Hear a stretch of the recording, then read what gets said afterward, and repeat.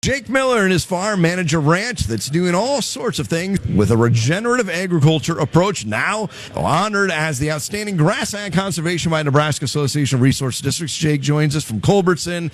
Jake, just tell me, what's kind of your philosophy behind how you approach things? Over the last 12 years, healthy soils, healthy animals, and healthy people. That's kind of what we try to base everything on, and keeping everything as natural as possible. So that's kind of the backbone of our operation and what's got us to this point. I see a couple of cute little girls here. Is that also part of your thought in mind of passing along something that'll be there for the next generation and maybe the one beyond that and so on? Yes. So that, I was fortunate. Dad and Grandpa, anytime I wanted to go, they had me there. And then, even some days you weren't sure you wanted to be working. You were there too. But that's kind of the goal in trying to do things differently. We've started producing some grass-fed beef and then added sheep to the operation. And part of the deal with the sheep is something for the girls to do. They're pretty confident around the sheep.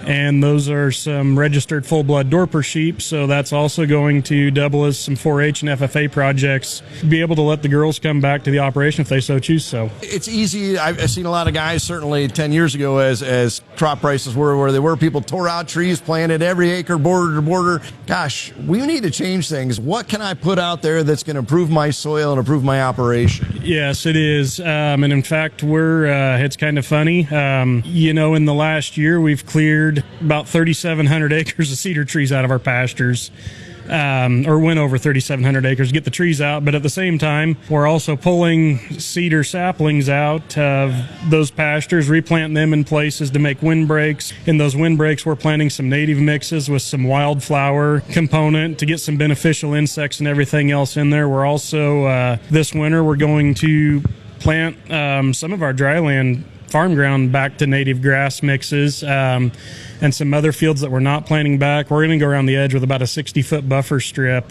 just to really aid in the grazing. And, when we're grazing green stuff during the winter, it's a very hot, humid environment inside of those sorghum fields, so that way we've got a strip for those cattle to get out, get some air, and keep the animal health at a better place for us. So I was talking with a rancher recently. He says, I'm not just a rancher. He says, I'm a grass farmer. I'm a soil farmer. Do you kind of think of it in kind of similar terms? Exactly. We're basically using what the good Lord gave us. We're grazing the ground, and the animals are the tool. And that's been a paradigm shift that I've had to make, as we always were managing for the animal.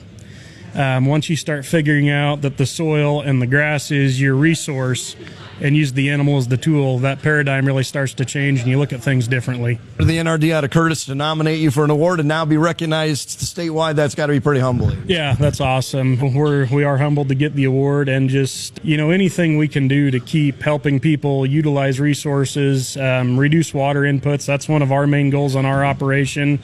We grow a lot of cover crops or grazing crops on our irrigated farmland, and in the driest years, we're using 6 inches of water an acre. So we've really been able to reduce that. This year, we're probably going to average about 2 inches an acre applied. By going no-till and grazing, we've reduced our runoff. We just don't hardly have any runoff anymore. We get a big rain, our stock ponds in the pastures don't fill up anymore. The grass is holding it all, and we've really slowed down our erosion, both water and wind erosion, and that has made a huge impact on our operation. Well, congratulations again to Jake Miller of Culbertson. He has been honored by the Nebraska Association of Resource Districts for outstanding grassland conservation. I'm Steve White on the Rural Radio Network.